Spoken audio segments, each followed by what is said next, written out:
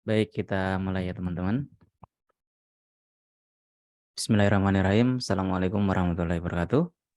Waalaikumsalam Waalaikumsalam warahmatullahi wabarakatuh. warahmatullahi wabarakatuh. Baik, terima kasih teman-teman di sela-sela udah mudik ya, karena tadi kemarin tadi malam kalau nggak salah Komstingnya kelas C kalau tidak salah menghubungi untuk Pak kalau besok kuliahnya online bagaimana?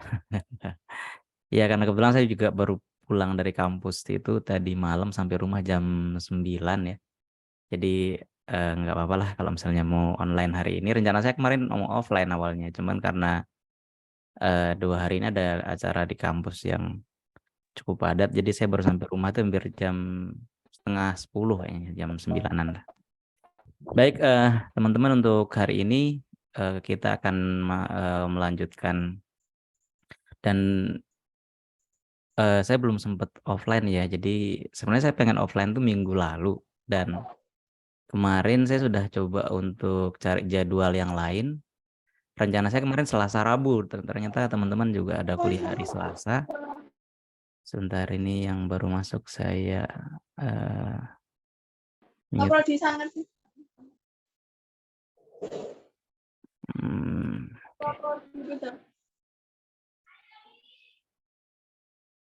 Ya. Oke, gimana Mas? Aduh ya, ada yang angkat tangan, tak kira mau nanya apa. Baik, hari ini kita akan lanjutkan materinya dan semoga minggu depan setelah masuk ya, 2 minggu berikutnya berarti itu sudah bisa offline ya. Karena gini teman-teman, untuk mata kuliah IMK itu rencananya ada tiga pertemuan kalau nggak salah, 3 pertemuan atau 4 pertemuan nanti akan diisi oleh praktisi ya. Kebetulan kemarin saya mengajukan mata kuliah IMK untuk bergabung di kelas praktisi ya. Jadi nanti kebetulan dapat praktisi dari tiket.com ya. Jadi agak lumayan lah, maksudnya teman-teman bisa banyak menimba ilmu dari beliau ya. Cuman kemarin saya belum komunikasi, rencananya habis lebaran ya. Habis lebaran untuk pertemuannya. Jadi nanti sebenarnya saya mendaftarkan karena memang maksimal satu kelas 50 orang ya. Cuma nanti tetap yang lain boleh ikut kok. Maksudnya nanti tetap kita buatkan jadwal 1 hari gitu aja ya. Jadi nggak perlu yang berapa kali ya. Maksudnya nggak harusnya 2 kali atau 3 kali pertemuan kayak maksudnya kelasnya gitu ya. Tapi nanti coba kita jadwalkan 1 kali pertemuan aja. Nanti untuk jadwalnya karena praktisinya juga sibuk ya maksudnya, dan karena kesehariannya kerja, jadi mungkin kita akan cari jadwal mungkin di waktu yang berbeda kayak gitu. Semoga aja tapi bisa di hari Rabu ya, kalau kemarin saya memang minta di sana hari Rabu. Jadi nanti akan diajar atau yang ngisi itu adalah dari praktisi ya, dari dunia industri. Kebetulan kemarin saya memang sengaja tidak nyari sendiri gitu ya, nyari karena di platform itu ada. Di platform itu ada, kemudian saya dapat kebetulan dari orang dari tiket.com ya. Jadi ya lumayan, nanti teman-teman kalau misalnya yang tertarik bisa banyak bertanya ya tentang bagaimana proses produksi dari UI UX dan lain sebagainya ya. Bisa lumayan kita daripada misalnya menghadirkan langsung, biayanya cukup besar ya, ini dibiayai pemerintah. Jadi silakan nanti teman-teman bisa dimanfaatkan gitu ya. Kemudian untuk mata kuliah besok ya, mohon maaf tetap saya isi tapi lewat Google Classroom ya. Jadi karena meskipun sudah jadwalnya libur tapi tetap saya isi ya, karena mengejar ketertinggalan beberapa kali ya, karena memang semester ini pas kebetulan di hari Rabu dan Kamis itu kegiatannya ada terus kayak gitu ya. Jadi dari kemarin saya masih ngurusi proposal kurikulum. Kemudian ada beberapa deadline dan kemarin mentok harus ngurus untuk jabatan fungsional sama sertifikasi dosen gitu. Makanya memang yang kebetulan Rabu Kamis itu acaranya bentrok terus ya, makanya kuliahnya online terus ya. Oke, untuk hari ini kita akan membahas satu teori ya, teori dalam IMK ada yang disebut dengan interaksi ya. Jadi nanti di sini teman-teman akan melihat apa sih sebenarnya interaksi itu gitu ya. Meskipun mungkin teman-teman dalam keseharian itu sudah sering berinteraksi dengan komputer kayak gitu ya. Nah, cuman kita akan lihat secara teoritis akan seperti apa dan hal-hal apa saja yang diperhatikan dalam interaksi kayak gitu ya. Oke, secara sederhana bahwa apa sih sebenarnya yang dimaksud dengan interaksi gitu ya. Jadi sederhananya seperti ini bahwa interaksi itu adalah sebuah bentuk komunikasi gitu ya, bentuk komunikasi antara apa? Antara user dengan siapa? Dengan sistem. Nah, jadi interaksi itu sederhananya adalah komunikasi antara user dan sistem. Ya, jadi ketika itu ada komunikasi gitu ya antara user dengan sistem ya, kita nyebut user itu adalah orangnya, manusianya ya.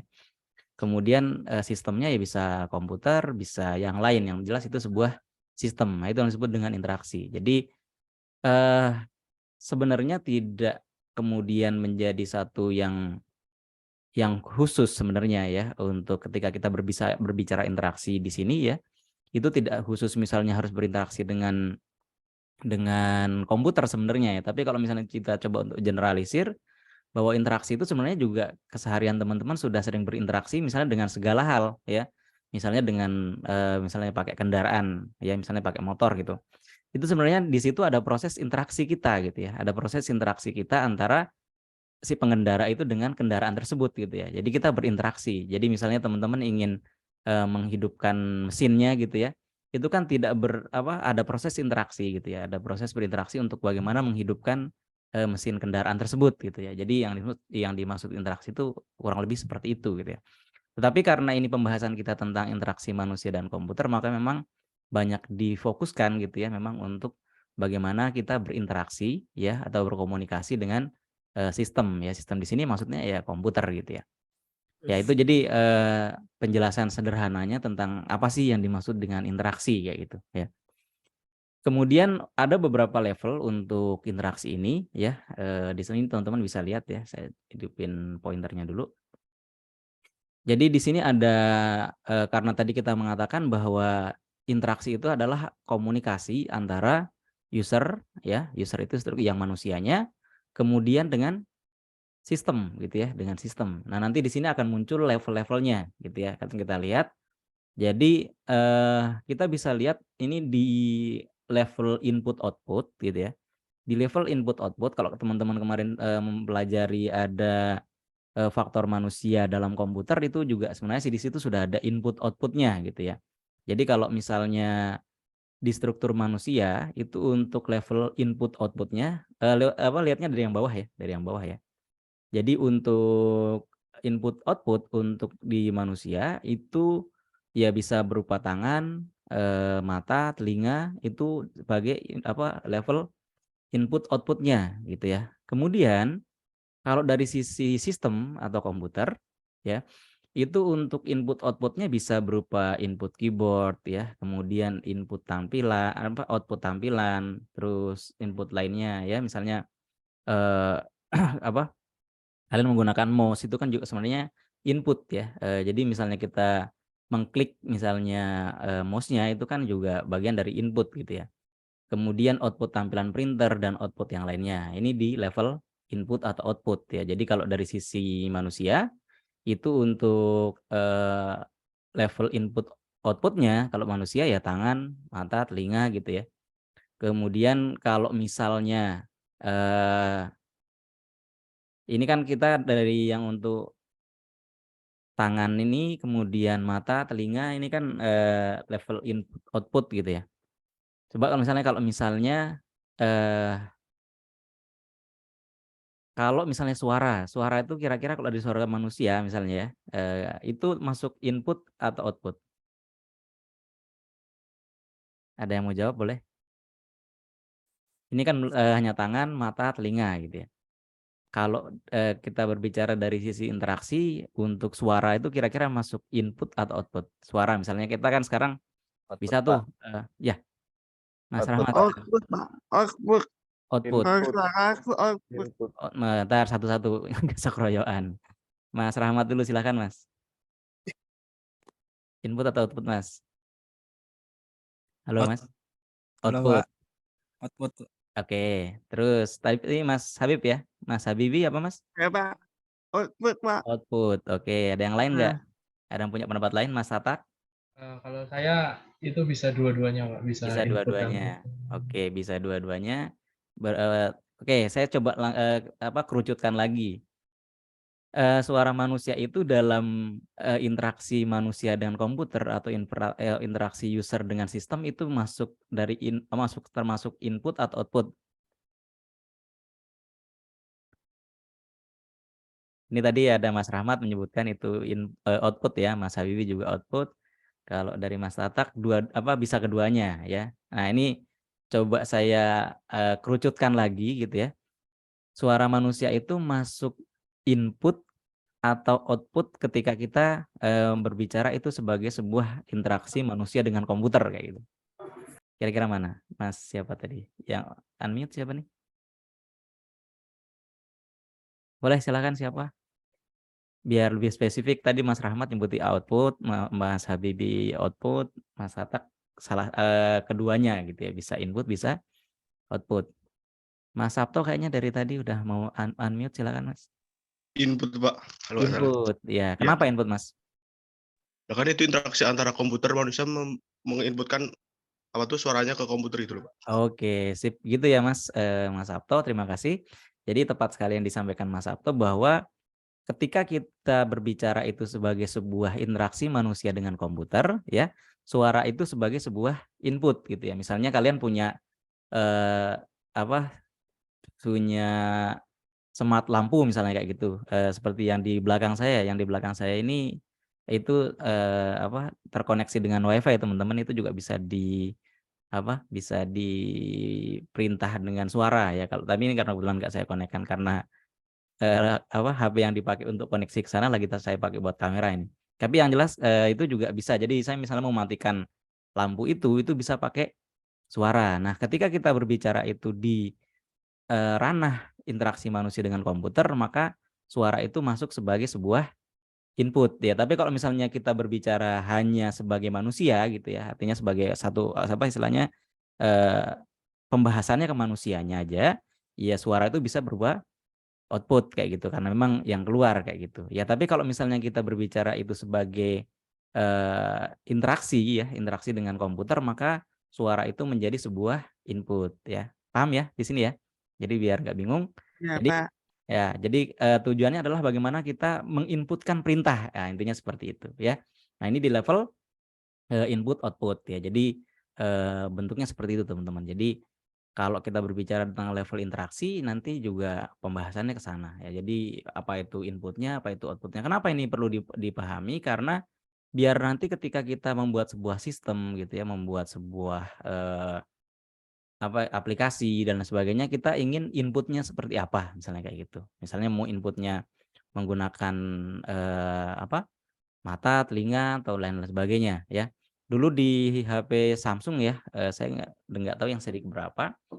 Dulu pernah menggunakan, mata itu sebagai input ya. Jadi kalau misalnya ingin men-scroll halaman gitu ya, bisa dengan menggerakkan kornea mata itu nanti dia akan scroll gitu ya. Tapi ternyata sampai sekarang tidak banyak dipakai ya, karena ternyata malah membingungkan gitu. Nah itu adalah kenapa pertimbangan-pertimbangan untuk input output itu perlu dipertimbangkan, mau digunakan untuk apa gitu ya. Jadi nggak semuanya kemudian, wah ini jadi keren gitu ya, ini jadi keren.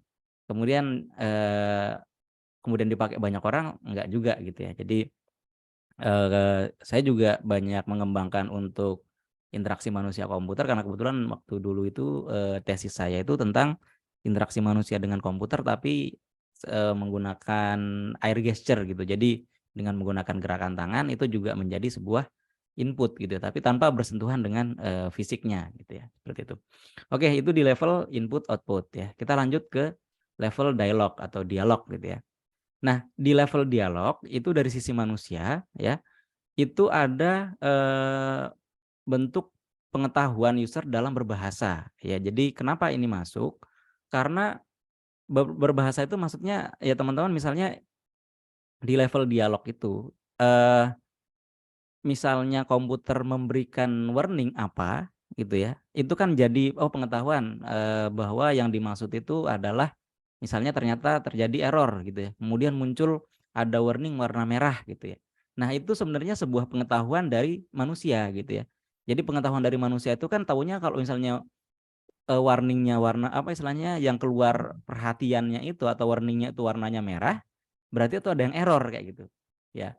Nah, makanya nggak mungkin nanti misalnya kalian bikin aplikasi, itu untuk warning-nya ya misalnya error gitu kemudian tapi warnanya hijau gitu ya. Nah, itu tidak boleh seperti itu gitu ya. Makanya itu kan pengetahuan jadinya, karena awalnya itu dari pengetahuan bahwa kita mengetahui bahwa simbol dengan warna merah itu adalah bentuk error misalnya ya. Itu kemudian nanti dalam pembuatan aplikasi misalnya ketika ada error ya, ketika ada error itu yang muncul warnanya merah gitu ya. Jadi jangan kemudian kalau error warnanya hijau misalnya kayak gitu. Itu jadi aneh gitu ya. Nah, jadi itu juga sebagai pengetahuan user dalam berbahasa juga itu gitu. Jadi berbahasa itu bukan kemudian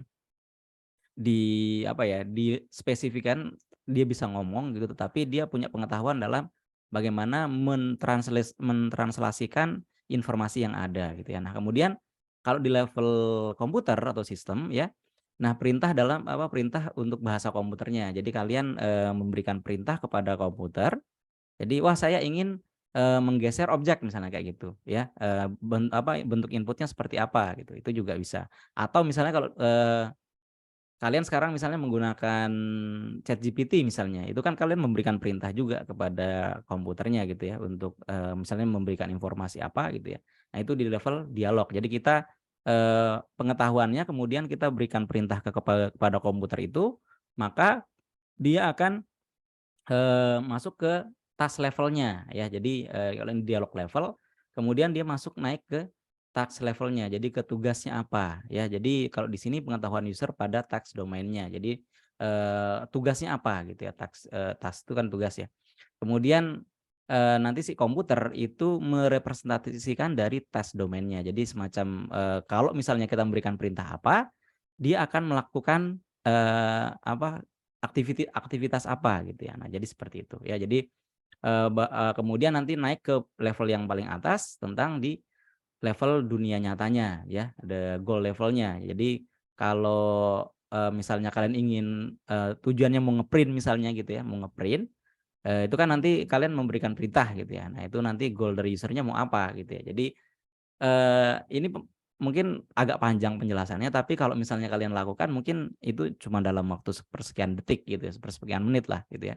Jadi untuk misalnya ingin nge-print gitu ya, itu kan tinggal goal dari user-nya itu mau ngapain gitu ya. Terus, output di dunia nyatanya seperti apa, makanya masuk di goal level ya. Jadi, di level tujuan kayak gitu. Makanya ada input level, ada dialog level, ada task level, dan ada goal level ya. Nah, kita akan lihat, taksonominya atau terminologinya, sorry. Jadi terminologi itu batasan ya. Domain itu apa? Domain itu adalah area keahlian dan pengetahuan pada kegiatan dunia nyata. Jadi domainnya itu kayak areanya kayak gitu ya. Kemudian goal itu apa? Goal itu bahwa, kita menginginkan hasil dari suatu task. Jadi dari suatu tugas kita ingin, atau operasi gitu ya, kita ingin apa gitu ya. Kemudian task-nya itu apa? Task itu merupakan operasi untuk memanipulasi muatan dari domain gitu ya. Kemudian ada yang disebut dengan intention ya. Intention itu aksi khusus untuk menemukan tujuan yang diinginkan ya. Dan ini terminologi yang lain juga ada disebut dengan nanti task analysis ya. Jadi task analysis itu kita mengidentifikasi ruang masalah yang berkaitan dengan domainnya, tujuannya, tugas dan maksudnya ya. Kalau, sistem itu apa? Sistem itu ya aplikasi komputer kita nyebutnya di sini ya.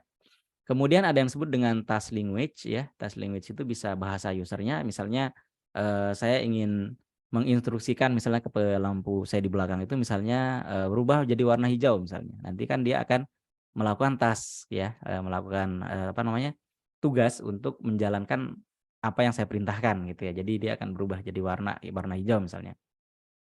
Ada yang disebut dengan core language ya. Ini kalau core language ini adalah bahasa sistem ya. Kalau task language tadi kan bahasa usernya gitu ya. Kemudian, bahasa user ini akan ditranslasikan menjadi core language atau bahasa sistem. Nah, yang itu menjelaskan atribut domain yang relevan ya. Kemudian ini siklus interaksi teman-teman. Jadi siklus interaksi itu ada, goal, ada execution. Nah, di execution di sistem baru dievaluasi. Jadi, prosesnya nanti akan seperti ini. Mulainya dari yang goals ya. Ini disebut sebagai Donald Norman Model ya. Ada 7 komponen di situ ya di siklus interaksi ini ya. Kita akan lihat satu-satu ya. Jadi ada 7 komponen dari Pak Donald Norman ini yang menjelaskan tentang siklus interaksi ya. Kita akan lihat satu-satu. Yang pertama dari sisi goal ya. Dari sisi goal itu dia menunjukkan tujuannya dulu. Tujuannya ingin apa gitu ya. Jadi ingin berinteraksi tentang apa gitu ya. Misalnya kalian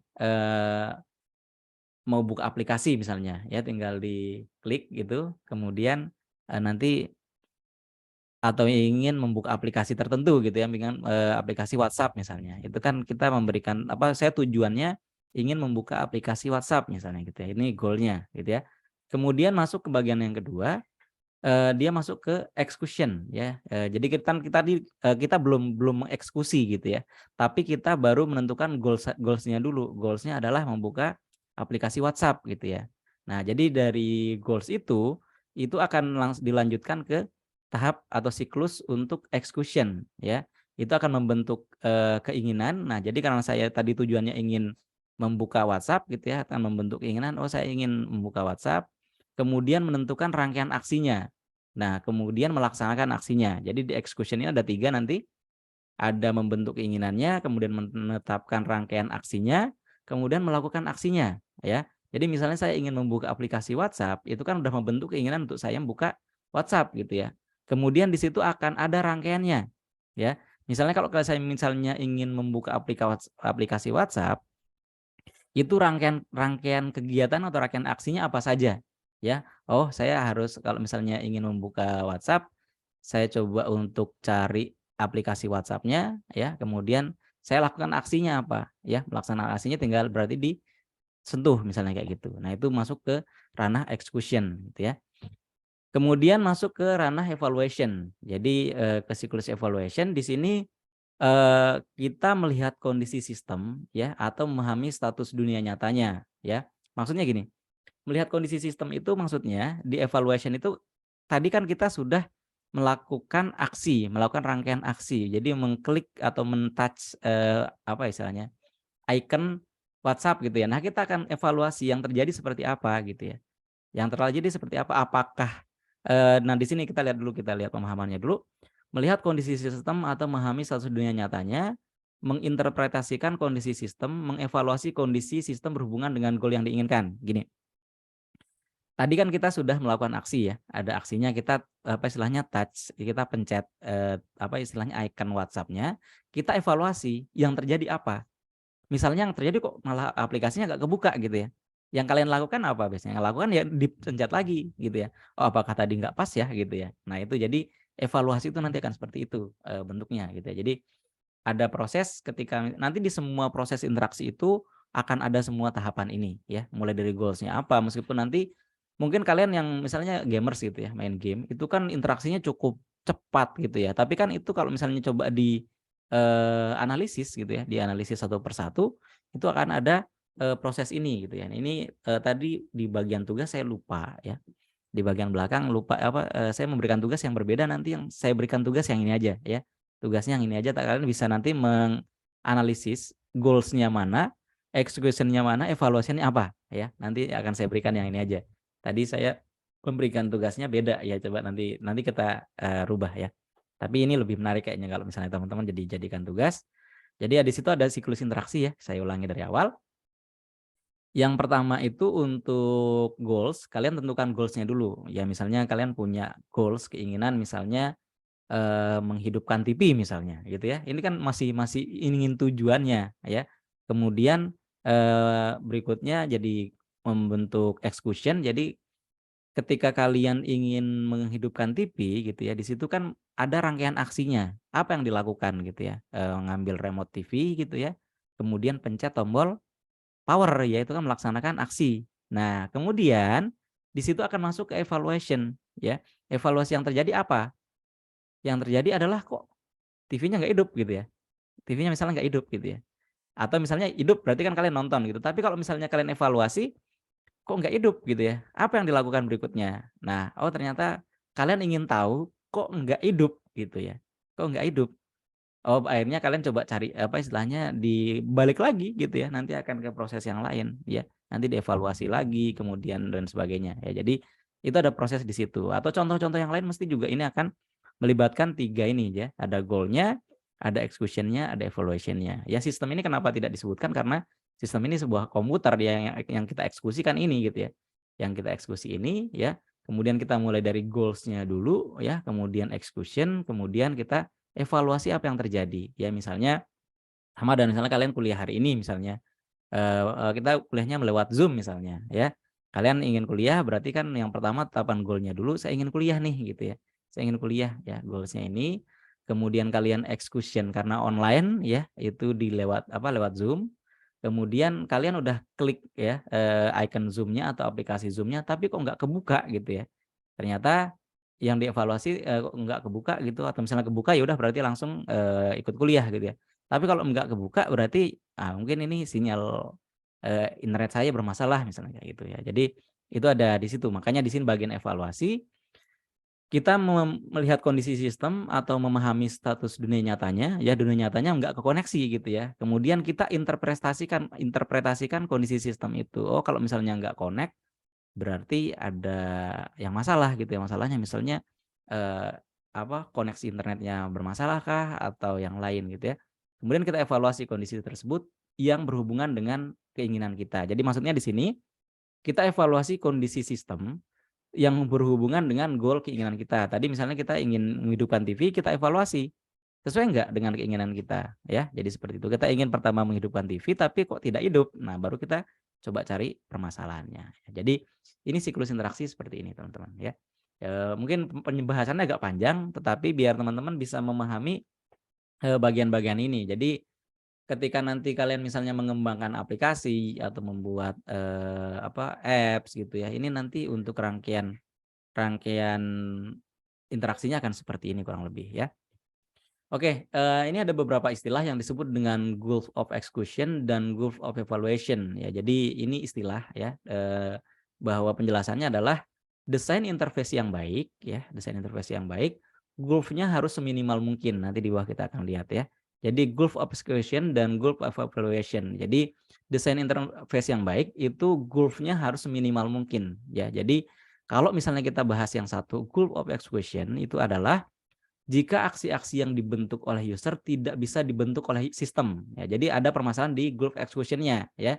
Jadi aksi-aksi yang dilakukan oleh user itu tidak bisa dieksekusi oleh sistem. Nah, aksi dari user sulit dirumuskan oleh inputan sistem. Nah, kalau di sini aksi yang dirumuskan oleh user itu tidak terjadi aksi yang diizinkan oleh sistem. Nah, jadi semacam kita ingin seperti ini, tapi kok nggak terjadi kayak gitu. Yaitu yang disebut dengan goal of execution ya. Kemudian makanya di sini kan kalau kita kembalikan ke pemahaman awalnya bahwa desain interface yang baik itu goal-nya harus minimal mungkin ya. Jadi artinya apa? Bahwa tidak boleh terjadi atau seminimal mungkin terjadi apa yang diinginkan oleh user itu tidak diizinkan oleh user sistem gitu ya. Nah, kemudian ada goal of evaluation ya. Jadi goal of evaluation ini jika presentasi dari aksi tidak bisa dimengerti oleh user. Jadi kadang gini teman-teman, kita kan juga kadang kalau misalnya pakai untuk aplikasi gitu ya. Kita pakai aplikasi tapi muncul warning apa gitu. Kadang kan kalau apalagi orang awam ya, kalau mungkin anak IT gitu gampang merepresentasikan, oh ini maksudnya ini gitu ya. Tapi kalau orang awam kan mesti nanya gitu ya. Mesti nanya kalau misalnya ini muncul warning kayak gini maksudnya apa ya gitu ya. Apalagi misalnya kalau mungkin kalian pernah pakai misalnya internet gitu ya. Kemudian muncul sebentar saya ada contoh di sini enggak? Kayaknya enggak ada ya. Misalnya ada kode yang muncul untuk error internet misalnya. Error internetnya not found. Not found itu kodenya apa? 404, Pak. 404. Nah, 404 itu kan kalau misalnya kalian yang orang IT kan tahu 404 itu apa gitu ya. Tapi kalau misalnya orang yang awam gitu ya, itu nggak tahu ini apaan, 404 ini error apa, kan nggak tahu. Nah, mesti akan nanya gitu. Nah, makanya itu yang disebut dengan goal of evaluation. Jadi sebisa mungkin error yang ditampilkan itu jelas ya. Error yang ditampilkan itu jelas. Jadi makanya di sini untuk goal of evaluation jika presentasi dari aksi tidak bisa dimengerti oleh user ya. Jadi user sulit menerjemahkan output dari sistem. Nah, jadi harapan user pada perubahan satu sistem tidak sama dengan presentasi aktual dari satu sistem. Jadi kayak kok error ya? Errornya 404 not found gitu. Itu 404 itu apa gitu ya. Jadi kalau sekarang kan memang dikasih penjelasan ya, not found-nya 404 itu apa gitu. Jadi gitu. Makanya nanti ketika kalian misalnya buat aplikasi, kemudian menampilkan error atau menampilkan bentuk berhasilnya, itu pastikan proses-proses itu ada. Maksudnya jelas gitu ya. Misalnya harus diisi misalnya, jangan kemudian menggunakan misalnya required misalnya. Nah, ini kalau misalnya orang yang tidak bisa bahasa Inggris kan required itu apa gitu ya. Nah, tapi makanya kan kadang ditranslasikan sekarang, maksudnya wajib diisi misalnya kayak gitu. Ya, jadi seperti itu. Nah, ini kerangka kerja dari interaksi itu tadi sudah kita bahas ya, ada 4 komponen kerangka kerja di situ, ada user, di sini ada input ya, ada sistem, ada output ya. Jadi kalau misalnya input ya berupa I ya inputnya, kemudian untuk S di sistem ya, di core-nya ya, input, kemudian output, kemudian user di task-nya ya, seperti itu. Nah, masing-masing memiliki bahasa yang unik dan interaksi terjemahan di antara bahasa yang ada dalam masalah interaksi ya. Kemudian masalah dalam interaksi itu sama dengan masalah dalam penerjemahan. Jadi interaksi itu kita menerjemahkan gitu ya, menerjemahkan apa sih yang dimaksud dengan si sistem ini dia inginnya apa gitu ya. Jadi kalau kita nggak bisa menerjemahkan yang dimaksud gitu ya, itu nggak bisa berkomunikasi gitu ya. Jadi kalau misalnya ada error, kemudian kita tidak bisa menerjemahkan errornya itu, ya kita akan ninggalin, akan ditinggal. Makanya kalau kalian misalnya bikin aplikasi itu ya, itu harus jelas gitu ya, jelas, oh errornya seperti ini. Ya kalau misalnya, wah ini saya memahami errornya aja udah nggak bisa gitu ya, itu jadi bingung juga gitu ya. Oke, gitu ya. Nah, dalam bentuk interaksi itu ya, ini ada yang disebut dengan istilah ergonomi ya. Jadi kalau tadi kita berbahas tentang interaksi, sekarang kita akan melihat ada yang disebut dengan ergonomi. Ergonomi itu apa? Ya ini secara umum, ergonomi itu prinsipnya adalah studi tentang karakteristik fisik dari interaksi yang mengarah ke faktor kenyamanan ya. Jadi highlight-nya tentang ergonomi itu adalah kenyamanannya ya. Jadi bagaimana kita nyaman dalam berinteraksi, itu yang disebut dengan ergonomi ya. Tapi ergonomi ini sebenarnya ilmu yang luas ya. Maksudnya kita tidak hanya berbicara untuk ketika misalnya ada istilah ergonomi itu banyak ya, cukup luas gitu ya. Kemudian kita memahami seluruh kondisi manusia, baik dari segi anatominya, fisiologinya, psikologinya, ya, engineering-nya, manajemennya, dan desain atau perancangan. Ya. Jadi dengan kita memahami ergonomi ini, bahwa nanti kita akan tahu, kalau misalnya saya merancang sebuah sistem gitu ya, misalnya kita mau membuat bentuk kios ya, kios itu yang kalau kalian misalnya ke mall gitu ya, ada komputer ya, komputer yang taruh di kayak di tembok kayak gitu. Nah, itu kan biasanya kita bisa berinteraksi dengan itu gitu ya. Nah, dari sisi ergonominya seperti apa? Ya misalnya dari sisi fisiologi ya.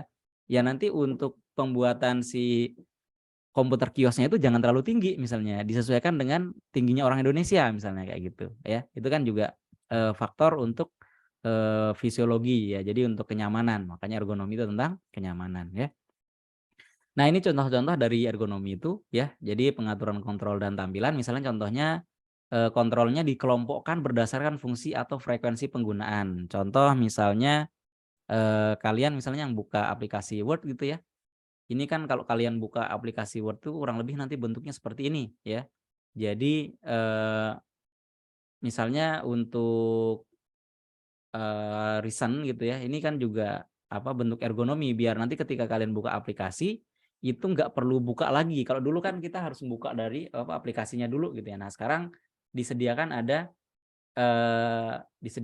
recent-nya ya. Yang kemarin udah dibuka apa? Misalnya kemarin saya sudah buka misalnya bikin untuk mission statement penelitian pengabdian misalnya, atau draft perjanjian kontrak gitu. Jadi ketika saya buka aplikasi Word ini itu saya sudah langsung ketemu gitu ya. Nah, itu yang disebut dengan salah satu bentuk ergonomi dan pengelompokan ya. Misalnya untuk home, kemudian dikelompokkan yang untuk new misalnya ya.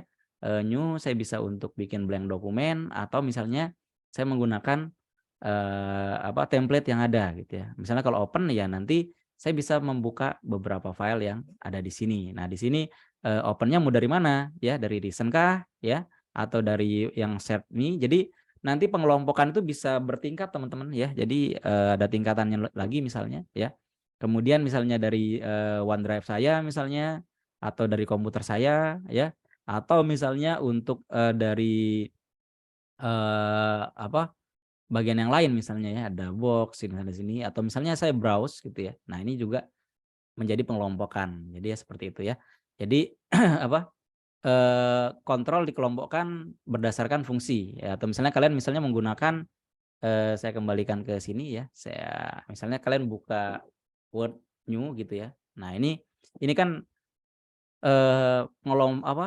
kontrol itu dikelompokkan berdasarkan fungsi atau frekuensi penggunaannya. Karena misalnya ini di Word ya, kalian misalnya menggunakan Word, ini kan sudah dikelompokkan ya. Misalnya untuk menu home ya, menu home itu isinya apa aja? Ada format pointer, kemudian ada font ya, ada paragraf, ada style, itu kan pengelompokan ya di home-nya. Kenapa dia ditaruh di home? Karena itu yang paling sering dipakai gitu ya. Jadi seperti itu kurang lebih ya. Kemudian dikelompokkan ada kelompok insert misalnya ya. Kelompok insert ini apa aja gitu ya. Kelompok insert itu ya kelompok apa yang akan insert di dokumen gitu ya. Misalnya cover ya, kita nambah halaman kosong ya. Kita mau insert blank, kita mau insert tabel, kita mau insert gambar gitu ya. Ini pengelompokan berdasarkan fungsinya ya. Atau bisa misalnya secara berurutan gitu. Jadi kalau misalnya kalian memahami itu nanti secara berurutan ya, misalnya menunya dikelompokkan berdasarkan urutan ya. Berarti dari A sampai B sampai C dan berikutnya kayak gitu ya. Kemudian misalnya ini draw, ini kan pengelompokan ya. Jadi view, review, ini jadi pengelompokan. Tujuannya apa? Tujuannya kalau biar user bisa mudah untuk tahu, oh misalnya saya ingin melakukan penambahan gambar ya. Saya lewat mana gitu ya. Oh, saya lewat menu insert gitu ya, seperti itu. Jadi jangan kemudian menu itu numpuk gitu ya. Kontrol itu numpuk jadi satu, kumpul jadi satu. Nanti akan berpengaruh ke kenyamanan pengguna. Misalnya ini ya, menu icon ini misalnya yang di-insert itu juga jadi misalnya jadi satu misalnya, menu gitu ya. Menu aja. Orang jadi bingung gitu ya. Orang jadi bingung. Ya, ini untuk apa ini kok banyak banget. Nah, tapi kalau udah dikelompokkan orang juga akan lebih mudah untuk berkomunikasi gitu ya, memahami apa yang ada yang ditampilkan oleh sebuah sistem ya. Jadi seperti itu. Oke, next. Kemudian untuk contoh ergonomi yang lain itu tentang lingkungan sekitar ya. Lingkungan sekitar ini pengaturan tempat duduk misalnya ya, yang untuk beradaptasi dengan semua pengguna. Ya misalnya kalau kalian main game ya, sering main game di time zone misalnya gitu ya. Itu kan untuk pengaturan tempat duduknya itu udah diatur sedemikian rupa. Ini untuk orang biar semua nyaman ya. Kemudian untuk masalah kesehatan ya, di situ untuk posisi fisik, kondisi lingkungan ya. Kondisi lingkungan ini juga untuk masalah kesehatan misalnya untuk terlalu panas, terlalu lembab gitu ya. Kemudian pencahayaan, kebisingan, ini masalah kesehatan. Kemudian untuk penggunaan warna, ini juga termasuk ergonomi ya, termasuk ergonomi.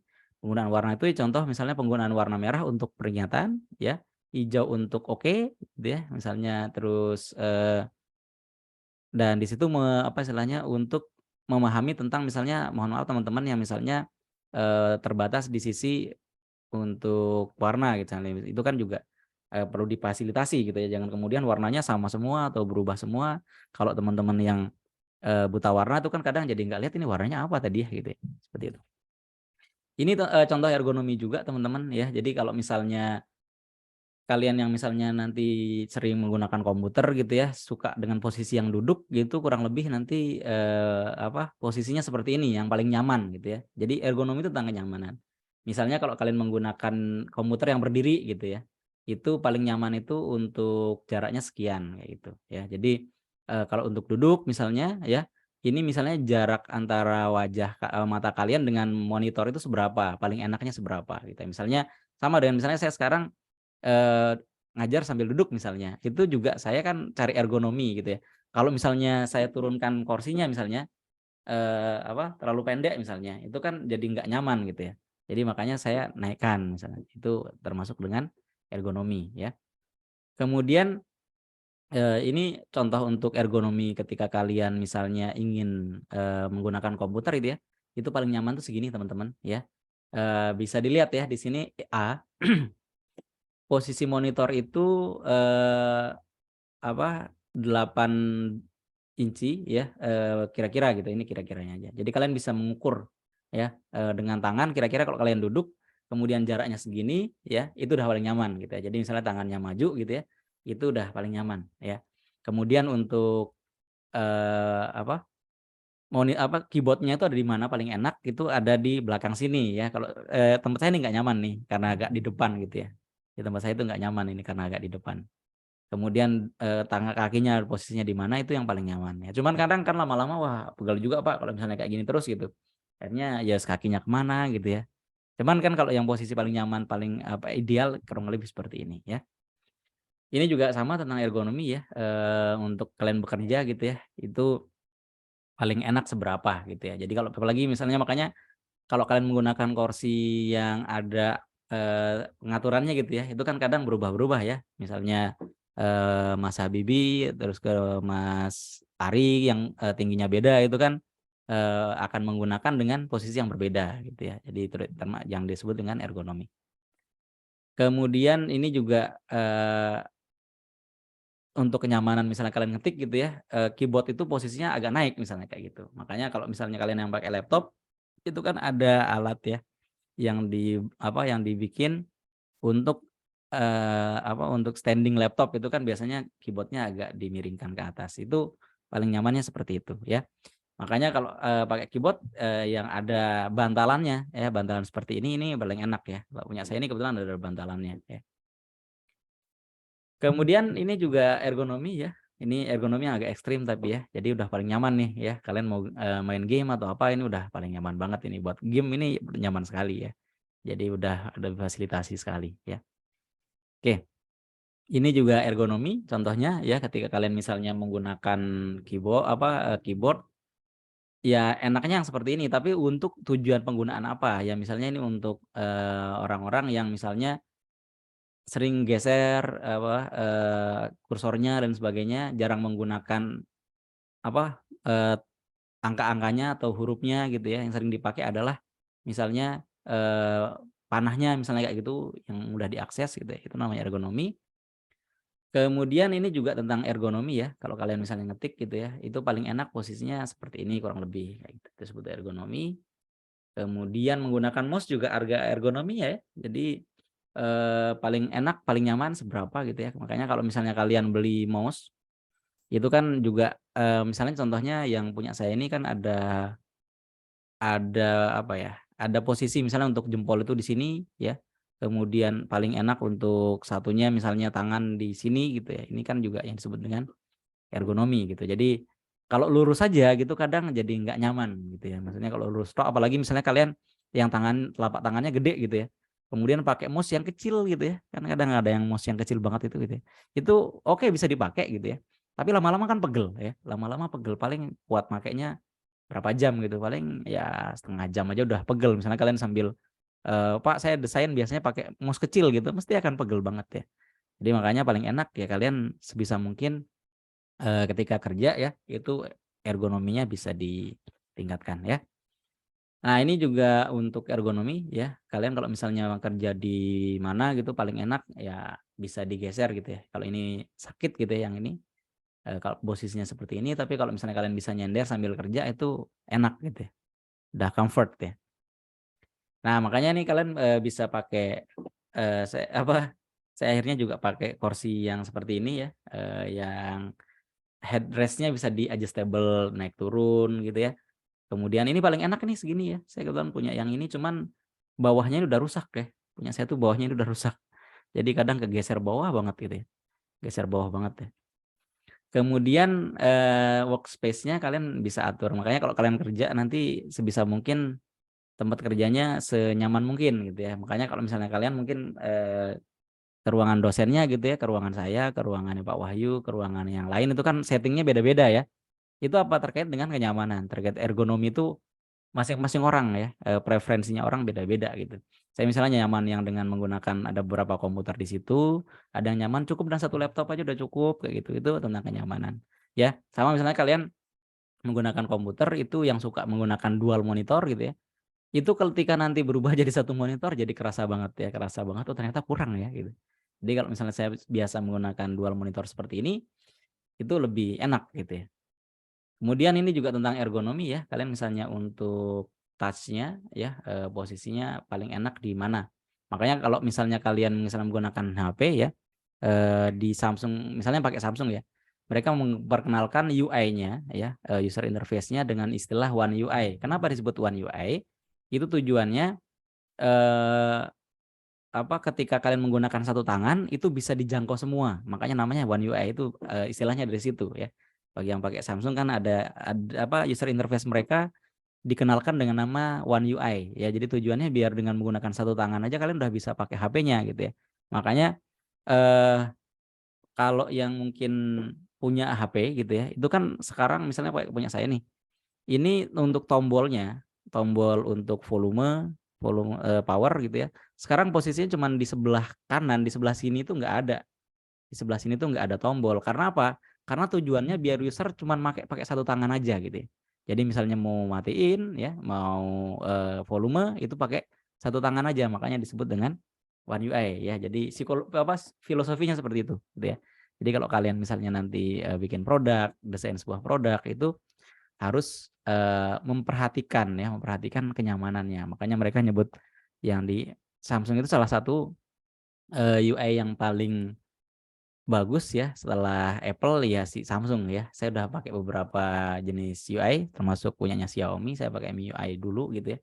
Tapi sekarang saya lebih betah menggunakan One UI-nya gitu ya. Nah itu, nanti ketika kita berbicara tentang user interface dan user experience gitu, itu nanti arahnya ke situ ya. Jadi user interface itu kita berbicara tentang tampilannya, tapi kalau kita berbicara tentang UX ya, itu juga tentang kenyamanan ya, kenyamanan pengguna, makanya namanya user experience ya. Kemudian ini juga untuk, setting kamera ya, ini setting kamera kayaknya ya.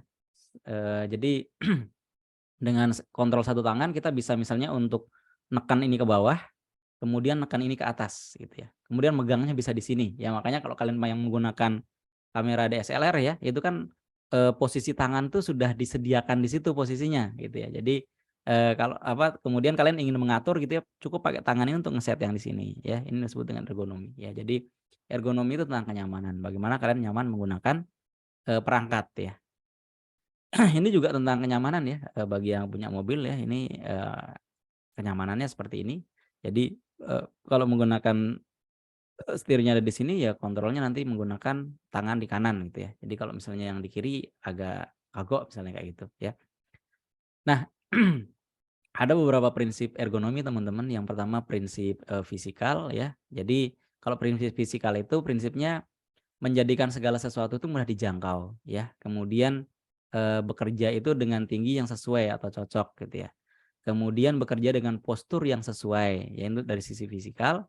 Kemudian mengurangi pengeluaran tenaga yang berlebihan. Jadi kalau misalnya kita menggunakan sesuatu kan kalau misalnya posisinya terlalu tinggi gitu ya, itu kan, perlu tenaga atau perlu power untuk misalnya jangkau yang di atas misalnya, itu juga ya. Kemudian meminimalkan, keletihan atau kelelahan ya. Kemudian mengurangi pengulangan yang berlebihan, jadi tidak bolak-balik kayak gitu ya. Jadi makanya, kalau teman-teman yang misalnya menggunakan beberapa mouse yang, yang ada fungsionalitasnya ya, misalnya contohnya mana ya? Oh punya saya nih, ada di sebelah kanan ini, sebelah kiri itu ada tombol untuk next back gitu ya. Maksudnya apa? Biar kalau misalnya saya ingin next atau back itu nggak perlu, bolak-balik ya. Jadi misalnya kalau misalnya saya mau back kan saya harus naik dulu misalnya back untuk, ke browser gitu ya. Tapi dengan adanya fitur ini ya, itu saya bisa, next back-nya itu cuman dari sini aja gitu ya. Nah itu, kita mengurangi pengulangan yang berlebihan gitu ya. Kemudian memberikan jarak ruang dan akses itu juga prinsip ergonomi dari fisikal ya. Kemudian meminimal kontak stres ya. Kemudian ini juga prinsip fisikal ya, memberikan mobilisasi dan mengubah postur ya. Kemudian menahan getaran, menciptakan lingkungan yang menyenangkan ya, ada pencahayaan yang tepat, temperaturnya yang tepat, gitu akan lebih nyaman ya. Sama dengan misalnya kalian kuliah gitu ya, kalau panas gitu ya, ya selama-lama capek juga gitu ya.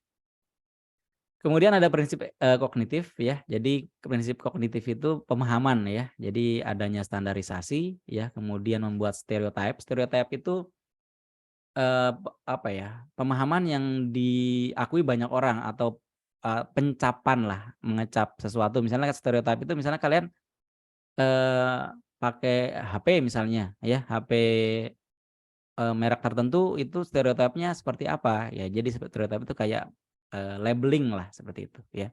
Makanya namanya stereotype ya, dibuat untuk nempeli, dia seperti apa, nah itu namanya stereotype.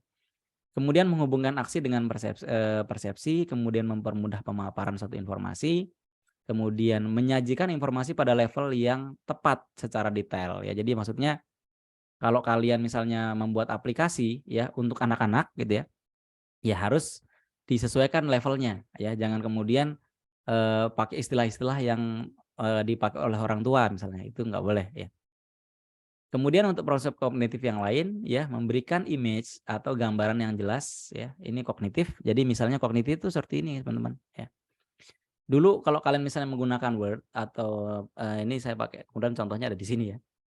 Itu kan dulu tinggal file home ya, itu kan, atau enggak menunya misal file gitu ya, nama menunya file. File itu kan menu yang muncul adalah teks semua gitu ya, teks semua yang muncul. Tapi kalau sekarang kan dia pakai icon ya, dia pakai icon ya. Tujuannya apa? Tujuannya sebenarnya untuk prinsip kognitif ini teman-teman ya. Jadi memberikan image atau gambaran yang jelas ya. Jadi misalnya, eee untuk save misalnya, save ini menggunakan icon, disket gitu, meskipun mungkin ada beberapa yang nggak tahu ini disket itu apaan sih dulu gitu ya misalnya ya. Mungkin generasi-generasi berikutnya nggak tahu disket itu untuk apa gitu ya. Kemudian untuk membuat redundansi misalnya warna yang berbeda, cetak tebal dan miring ya. Jadi, eee, karena nanti untuk warna apa istilahnya, warna yang berbeda itu kan memberikan pemahaman yang berbeda ya. Jadi misalnya, apa ya, di sini nggak ada kayaknya. Misalnya ini ya, untuk title, untuk subheading ini kan ukurannya beda-beda ya. Ini untuk membedakan ya, cuma di sini membuat redundansinya. Jadi kalau misalnya itu penting ya, kalian bisa menggunakan warna yang berbeda atau misalnya kalian, misalnya, saya coba akseskan, website ya, panduan IM. Ini saya coba tampilkan sebuah website teman-teman ya. Ini tujuannya adalah memang untuk memberikan perbedaan ya. Misalnya di bagian menu paling atas nih yang dilihat ya. Menu paling atas ini kalau kita lihat kan di sini ada menu biasa ya, menu biasa, kemudian ada blog, panduan, kontak. Nah, di sini dia memberikan, redundansi ya. Di sini disebut dengan redundansi ya. Jadi membuat redundansi misalnya warna yang berbeda atau cetak tebal atau cetak miring yaitu untuk redundansi. Nah, ini untuk redundansinya ini ya. Yang ingin diredundansi apa? Untuk pendaftaran misalnya. Makanya ini warnanya berbeda ya. Jadi kalau dengan menu yang lain kan ini jadi sama ya. Jadi nanti perhatiannya akan beda. Wah, kalau saya pengen daftar saya lewat mana? Oh, orang langsung tahu ya. Udah dikasih tombol sendiri, warnanya beda pula gitu ya. Itu akan membuat ada redundansi ya. Kemudian, ada yang disebut dengan pola atau patterns ya. Jadi kalau kalian misalnya juga menggunakan, aplikasi itu kan biasanya ada polanya, ada patterns-nya ya. Kemudian memberikan stimulan yang bervariasi sesuai kondisinya. Jadi ada, apa ya, feedback ya, ada feedback atau stimulasi yang berbeda. Kemudian memberikan umpan balik secara cepat atau seketika. Jadi kalau misalnya kalian, ini saya sudah mengetik gitu ya sudah ngetik, kemudian saya mau close misalnya, nah ini kan muncul ya, dengan cepat muncul, warning-nya, mau disimpan atau enggak gitu ya. Jadi kalau misalnya mau apa, mau di-save ya tinggal file name-nya apa, ya, save, kemudian kalau don't save misalnya, wah saya nggak ingin, ya tinggal di don't save, tapi kalau misalnya saya masih ragu-ragu gitu ya, cancel gitu ya. Tapi kalau misalnya, wah saya nggak jadi deh gitu, saya don't save, ya dia akan keluar. Nah jadi itu memberikan umpan balik yang cepat atau seketika, ya seperti itu. Kemudian ini juga contoh ergonomi teman-teman ya. Ketika kalian misalnya dalam satu dashboard itu akan lebih mudah untuk melihat keergonomisan ya. Misalnya ingin lihat, cuman kira-kira kalau dari sini yang kurang ergonomis apa teman-teman? Dari gambar ini yang kurang ergonomis apa kira-kira? Yang kurang memberikan kenyamanan kira-kira apa? Dari gambar ini. Ini yang punya motor kayak gini mungkin tahu ya. Kurang ergonomisnya apa? Dari tampilan yang ini aja. Kurang ergonomisnya apa kira-kira? Coba dilihat. Kurang nyamannya di sini dari informasi ini atau dari fasilitas ini kira-kira apa yang tidak nyaman apa sih gitu? Coba dilihat-lihat dulu. Kira-kira di sini yang kurang nyaman itu apa gitu? Ada yang mau memberikan pendapat boleh? Apa kira-kira?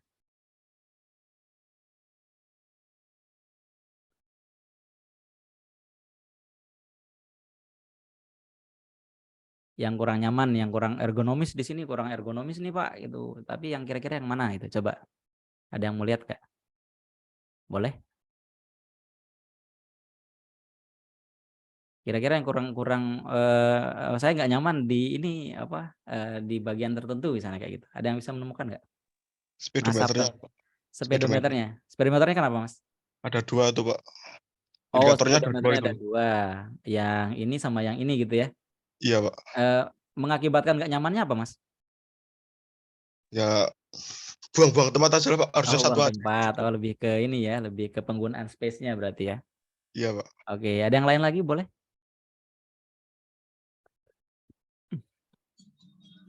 Nah, siapa nih? Pak. Tar, siapa nih yang ngomong? Mas Akmal. Silakan Mas.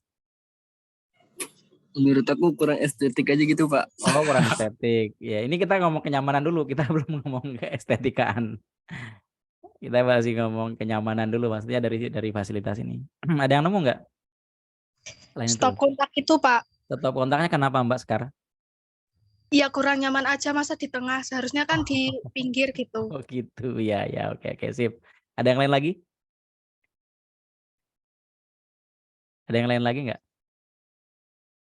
Pak Sekar dari sisi stop kontak Pak, jangan di situ, malah ganggu di tengah gitu ya. Jadi tampilannya kurang enak gitu ya. Mungkin kalian nggak sadar, ada yang mau sebentar, ada yang mau ngomong nih. Siapa nih? Saya, Pak. Mas Ahmad, ya silakan Mas. Terlalu padat, Pak. Apa Mas? Terlalu padat. Terlalu padat ya, ini masih ke layout ya berarti ya Mas Ahmad ya. Pak. Ada yang lain lagi? Mas, mau ada yang lain? Indikator bahan bakar, Pak. Indikator bahan bakar ini Mas Rizky. Kenapa Mas? Kurang besar dikit sih. Oh, kecil. kurang besar ya. Tapi kan seberapa sering sih kita lihat indikator bahan bakar? Oh, sering Pak. Lihat terus gitu. Ya tapi nggak apa-apa, pendapat orang beda-beda. Terima kasih Mas Rizky. Yang lain? Ini saya belum menemukan yang saya maksud. Sampai saya menemukan, nanti kalau ada yang bisa menemukan yang saya maksud nanti keren nih. Ada silakan, ada lagi? Mungkin sen itu, Pak. Nah, ya betul sekali Mbak Sekar. Sen itu kenapa sennya Mbak? Seharusnya kan ada 2 yang kanan kiri, tapi itu kan campur kan. Iya, mantap. Itu yang saya maksud tadi. Ya, itu tentang kenyamanan. Benar sekali Mbak Sekar ya. Jadi sign di sini ya. Kalau yang jeli ketemu ya. Bahwa yang nggak ergonomis di situ sign-nya. Nggak ergonomisnya apa? Nggak ergonomisnya adalah kita nggak tahu ini mau sen kiri atau kanan. Iya Mbak Sekar ya. Jadi kita nggak tahu itu sign itu lagi ke kiri. Kita tahunya yang di sini itu cuman sign itu lagi hidup gitu ya. Jadi tahunya sign itu hidup gitu ya. Tapi nggak tahu itu sign itu ke kiri atau ke kanan, nggak tahu gitu ya. Jadi ini mungkin untuk menghindari yang kadang ibu-ibu gitu ya, tiba-tiba belok kanan gitu, ternyata belok kiri gitu ya. Nah itu sign-nya. Nah ini ya, terima kasih Mbak Sekar sudah bisa menemukan yang saya maksud ya. Jadi harusnya sih, makanya dari tadi ada yang masih lihat dari sisi layout dan sebagainya, nggak apa-apa ya. Tapi bagi yang udah bisa menemukan, oh ternyata nggak nyamannya di situ gitu ya. Akhirnya apa? Akhirnya ya kita bisa, wah ini digeser lagi lah. Misalnya ada 2 sign yang untuk kiri dan kanan. Nah, tapi juga mungkin dari sisi produksi mereka juga ada pertimbangan ya. Pertimbangan untuk kenapa dibuat satu aja, oh biar simple. Karena pertimbangan misalnya seperti tadi. Misalnya untuk, karena gini teman-teman, beberapa fasilitas yang mungkin jarang diakses, itu kadang tidak dibuat di highlight lah pembuatannya gitu. Misalnya kalau yang ini indikator bahan bakar gitu ya. Indikator bahan bakar kenapa dibuat misalnya seperti ini apa persepsi saya ya. Ini persepsi saya. Mungkin kalau teman-teman punya pendapat yang lain boleh. Kenapa dibuat misalnya kecil gitu. Tadi ada yang protes kok kecil banget sih Pak gitu. Itu mungkin karena memang untuk indikator bahan bakar itu jarang kita akses gitu ya. Beda dengan misalnya kalian mengakses speedometernya gitu ya. Speedometernya kalian kan pengen selalu lihat ya, maksudnya ini saya udah kecepatannya berapa gitu ya. Kalau misalnya speedometer dibikin kecil segini, ya itu jadi nggak nyaman jadinya. Saya pengen lihat kecepatan saya berapa tapi kok tulisannya kecil gitu ya. Nah, jadi kenapa ini dibuat berbeda ukuran itu terkait dengan ergonomi ya, seperti itu. Ini juga sama ya. Nah, ini yang tadi yang Mbak Sekar ya. Untuk ergonomi tentang sign-nya. Ini kalau ini ada sign kiri, ada sign kanan. Ini udah lebih baik ya, seperti itu. Nah, ada beberapa perkembangan user interface teman-teman dari zaman dulu ya. Yang pertama itu ada yang disebut dengan antarmuka sistem berkelompok ya. Ini generasi pertama memang ya. Jadi user itu berinteraksi dengan sistem melalui pengantar kerja secara berkelompok. Jadi banyak orang ya. Jadi nggak bisa misalnya kalian mau ngidupin komputer harus nunggu temannya dulu datang gitu ya. Semua perintah disampaikan terlebih dahulu sebelum dihasilkan ya. Jadi ini yang bentuk antarmuka sistem berkelompok ini daya gunanya rendah ya. Contohnya seperti ini. Ya ini bukan ya, bukan yang ini, tapi yang ini. Nah, jadi saya mau ngidupin komputer harus nunggu temannya dulu di sana ya. Ini komputer zaman-zaman dulu ya. Komputer zaman dulu saya ingin rekaman gitu ya. Ini temannya harus ngidupin yang di sebelah sana, terus saya yang di sini. Nah, itu yang disebut dengan antarmuka sistem berkelompok ya. Sistemnya seperti ini. Sebentar ini kenapa Bixby saya hidup ya? Oke. Nah ini ya, jadi kalau misalnya mau ngidupin komputer kan dulu komputer sebesar ini teman-teman ya. Kalau sekarang cuma di dalam genggaman ya teman-teman ya. Kalau dulu besarnya segini gitu ya. Kemudian ada yang kedua, antarmuka berorientasi baris perintah. Ya ini diperkenalkan sekitar tahun 1960-an ya. Jadi teletype istilahnya. Jadi kita bisa mungkin DOS ya. Kalau dulu itu coba kita cari contohnya kayak gimana. DOS. Perintah DOS. Jadi bagi yang mungkin nggak dulu pakai komputer itu katanya dulu pakai, saya nggak pakai masalahnya teman-teman ya, saya nggak ikut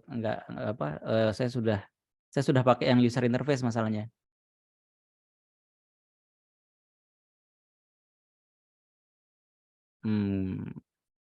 Saya lupa istilahnya ya, tapi katanya ya katanya dulu memang orang misalnya mau pakai Word dan sebagainya itu pakai perintah ya, pakai perintah. Misalnya kalau kalian misalnya pakai AutoCAD ya, saya dulu yang pakai perintah itu pakai AutoCAD. Misalnya mau desain itu harus diketikkan ya, baris per baris gitu ya. Nah, interaksi user dengan perintah berbentuk dialog itu bentuknya soal jawab biasanya ya. Kemudian daya gunanya rendah. Maksudnya berdaya guna itu usability-nya ya. Jadi kita harus mengingat perintahnya apa tadi gitu ya. Jadi perintahnya harus diingat dulu baru tahu ya. Nah, di sini kalau dari sisi kontrolnya komputer tuh lebih ke mengontrol user. Jadi kayak ya kamu harus ikut yang saya inginkan gitu ya. Misalnya kamu mau print ya harus ketik print gitu. Nggak boleh ketik PRNT misalnya, itu nggak bisa. Ya harus print PRINT gitu ya. Kemudian antarmuka tidak pemaaf ya, pemaaf dan membebani ingatan user. Jadi kayak semacam tidak pemaaf itu maksudnya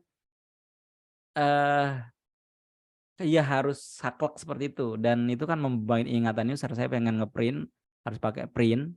Saya ingin edit harus pakai edit misalnya kayak gitu ya, seperti itu. Kemudian yang ketiga, nah ini ada contohnya ternyata di belakang saya lupa ya. Ternyata ada contohnya untuk ini antarmuka yang berorientasi perintah ya. Jadi saya harus, cuman di sini udah agak lebih bagus ya. Jadi misalnya saya ingin menampilkan beberapa istilah ya, saya pakai help misalnya. Help akan muncul ya, ada admin, ada macam-macam ya. Ini dimunculkan. Kemudian saya bisa berlanjut itu dengan perintah yang lain ya. Kemudian yang ketiga, itu ada yang disebut dengan antarmuka full screen ya. Jadi berbentuk misalnya pengisian borang ya. Memperbolehkan beberapa data dimasukkan gitu ya. Sistem menu berbentuk user interface yang full screen ya. Contohnya seperti ini. Jadi ini antarmuka full screen ya. Jadi dalam satu screen semua ada home, ada TV, ada radio, ada shirts ya. Itu jadi satu ya. Ini TV itu juga nanti ada TV channel, kategoris itu udah jadi satu di sini gitu ya. Nanti akan tampilnya di satu tempat ini. Kemudian yang sekarang kita pakai ya, yang banyak kita pakai yang disebut dengan antarmuka yang berbentuk grafik atau disebut dengan GUI ya, graphical user interface ya. Jadi di sini kalau yang di GUI ya, ini mungkin teman-teman yang juga sudah kenal ya. Ini yang disebut dengan GUI ya, graphical user interface. Jadi kita kalau tadi misalnya yang pertama tadi menggunakan perintah-perintah, nah di sini sudah menggunakan graphical user interface ya. Jadi kita sudah pengen ngeprint misalnya ya, di sini sudah dikasih ada grafik misalnya user interface-nya sudah menggunakan grafik gitu ya. Jadi berbentuk visual, ada visualnya ya. Jadi misalnya kalian ingin orientation misalnya ya, ingin landscape, portrait itu udah dikasih contohnya di sini ya. Jadi yang portrait. Jadi biar nggak lupa, kadang kan kita ketuker ya. Portrait itu apa, landscape itu apa. Nah, itu kan kadang seperti itu. Nah, saya ingin mengubah bentuk atau orientasi dari kertas misalnya ya. Itu kan kita ada portrait, ada landscape. Nah, ini dikasih contohnya. Oh, portrait itu yang seperti ini, landscape itu yang seperti ini. Ya, jadi tujuannya memang meminimalisir kesalahan user ya. Jangan sampai ternyata salah gitu ya. Secara komersil ini dibentuk di tahun 1980-an ya, udah 80-an. Jadi kalau orang-orang dulu memang katanya, karena saya kan lahir sekitar 86-an ya teman-teman. Jadi ya saya lahir hampir barengan dengan GUI berarti ya. Dan kalian belum lahir yang jelas ya. Kemudian ada interaksi berdasar WIM namanya. Window, icon, menu, dan pointer. Ya nanti kita bahas ada di belakang. Di pertemuan lain maksudnya. Kemudian untuk manipulasinya itu langsung dari user dengan objek visual melalui mouse atau peranti lain. Ya misalnya bisa pakai mouse atau bisa pakai keyboard ya. Kemudian point dan klik. Jadi kita mengarahkan gitu ya. Jadi point and click itu kayak kita arahkan dulu ya, baru kita klik misalnya jadi ini namanya point and click gitu ya. Oke. Kemudian kita lanjut ada drag and drop misalnya gitu ya, untuk gambar kan bisa di drag and drop, dan ciri utama GUI itu seperti itu ya. Kemudian ini untuk GUI, contoh GUI interface ya. Jadi udah graphical, jadi udah ada grafisnya. Misalnya kalian ingin yang punya dulu ini zaman-zaman dulu ya. Pengen ngunlock HP gitu ya. Ini cukup populer zaman dulu ya. Kita slide to unlock. Jadi slide gitu. Itu akan jadi unlock ya. Kemudian ini juga GUI interface ya. Jadi kita sudah ditampilkan dengan interface.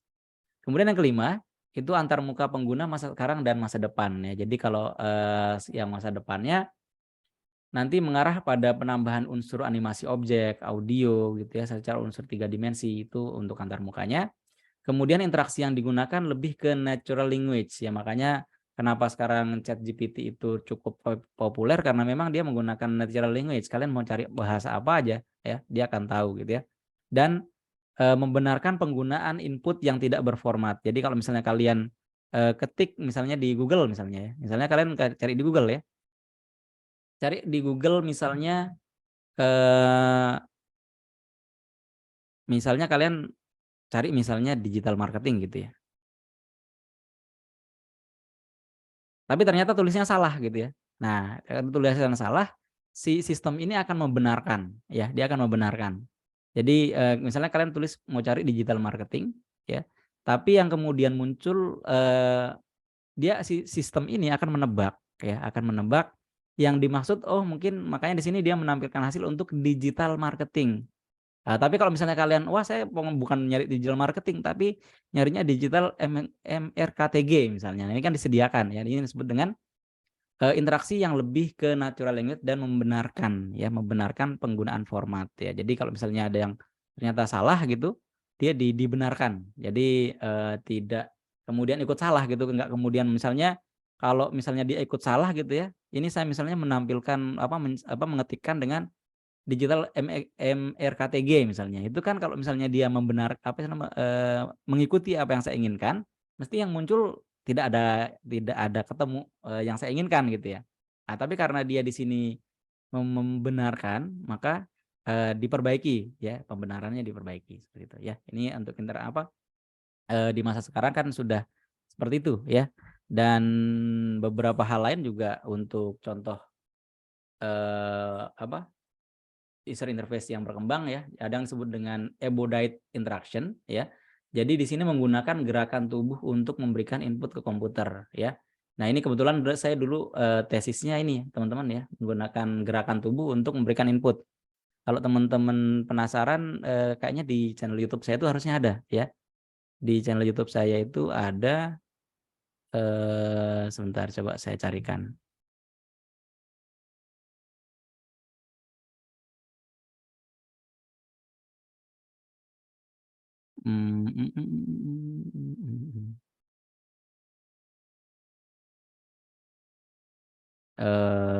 Sebentar. Kayaknya tempatnya jauh sekali ya. Udah cukup lama masalahnya. Nah, di sini nih.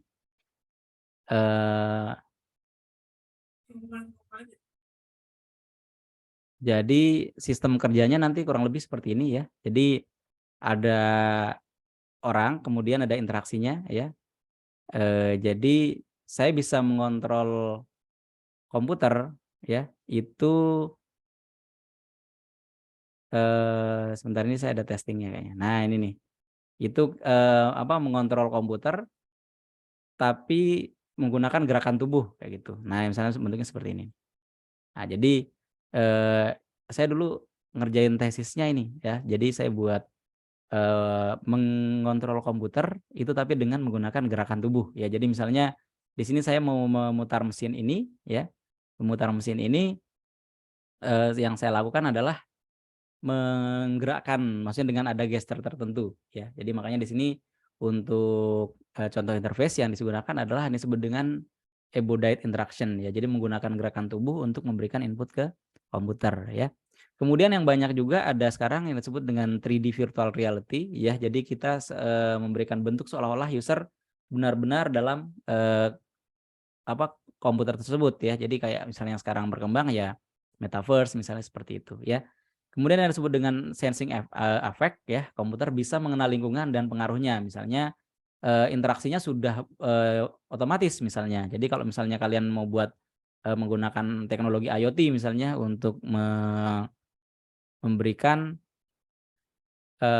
tanaman untuk disiram misalnya. Kalau misalnya suhunya sekian gitu bisa gitu ya. Atau misalnya kalian punya lampu otomatis misalnya. Kalau malam hidup sendiri gitu ya. Kalau siang mati gitu. Nah, itu sensing effect ya.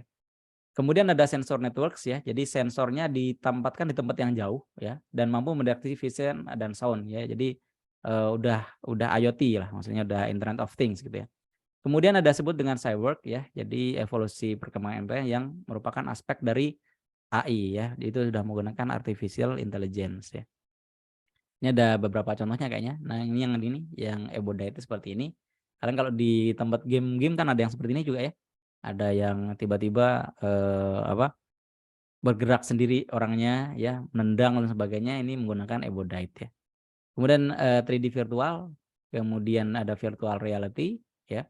Kemudian ada sensing effect ya. Jadi sudah bisa untuk memberikan ada sensingnya. Misalnya ada kebakaran gitu ya, itu tiba-tiba nanti bisa diketahui oleh satelit dan sebagainya, ini juga arahnya ke sana ya. Kemudian ada sensor network ya, jadi bisa mendeteksi dari berbagai macam sensor gitu ya, sensor jarak jauh ya. Kemudian ini juga cyborg ya, jadi tapi ini udah menggunakan artificial intelligence ya. Kemudian untuk feature interface ya, suatu saat interface-nya sudah ya sekarang ini udah dipakai sih ya. Ada beberapa dipakai, kemudian ini untuk bentuk hologram ya. Jadi sekarang interaksinya juga bisa layarnya kayaknya nggak ada kayak gitu ya, tapi kita bisa berinteraksi untuk interface-nya gitu ya. Kemudian ini dari penggunaan beberapa media gitu ya.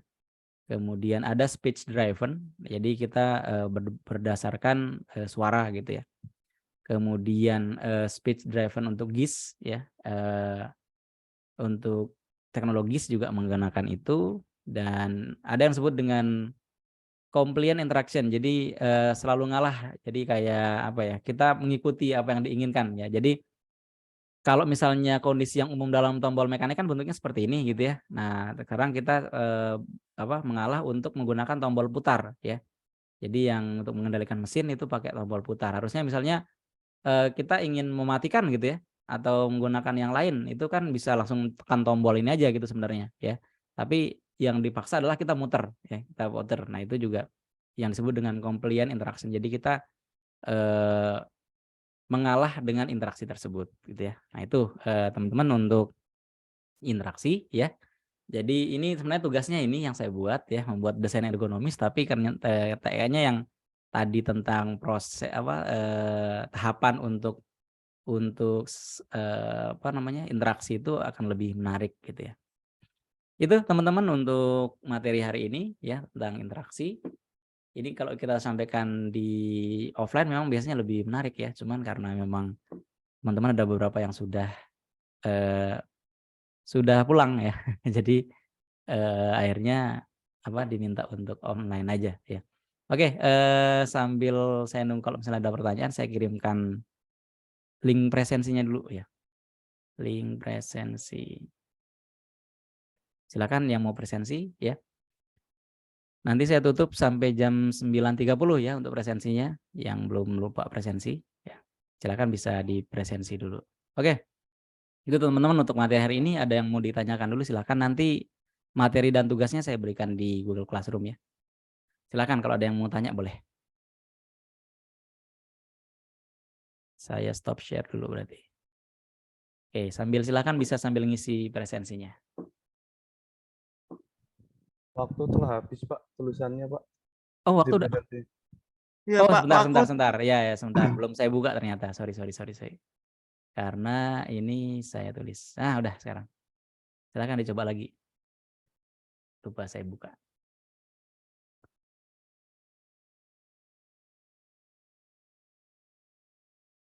Harusnya udah bisa ya. Oke. Itu teman-teman untuk hari ini. Nanti di pertemuan berikutnya kita akan bahas tentang ragam interaksi ya. Ragam interaksi. Jadi, tapi ya kalau yang tadi kan saya banyak membahas yang banyak umum juga gitu ya. Nah, kalau yang besok itu lebih ke khusus untuk misalnya tooltip, kemudian dan sebagainya. Nah, itu yang banyak nanti kita bahas untuk di pertemuan selanjutnya ya. Oh, ini apa nih? Aziz Muhammad Farhan. Kenapa, Mas? Halo Mas Aziz. Ini maksudnya apa? Lab. Bukan di sini. Kiranya absen di situ, Pak. Oh, enggak, absennya di link itu loh, Mas. Ada linknya di atas. Saya pastekan ulang ya. Pastinya di sini, bukan di sini. Presensinya bukan di kolom chat ya. Silakan diklik linknya, nanti kalian isi nama, name dan sebagainya, nanti presensi di situ ya. Oke teman-teman, kalau tidak ada ini nanti linknya saya share di Google Classroom aja atau di sini aja deh ya. Saya tungguin bentar, nanti saya matiinnya agak belakangan. Kemudian ini saya matikan dulu untuk rekamannya ya berarti ya. Kalau tidak ada pertanyaan, mungkin untuk hari ini itu yang bisa saya sampaikan teman-teman ya. Semoga pertemuan ke depan bisa offline sorry.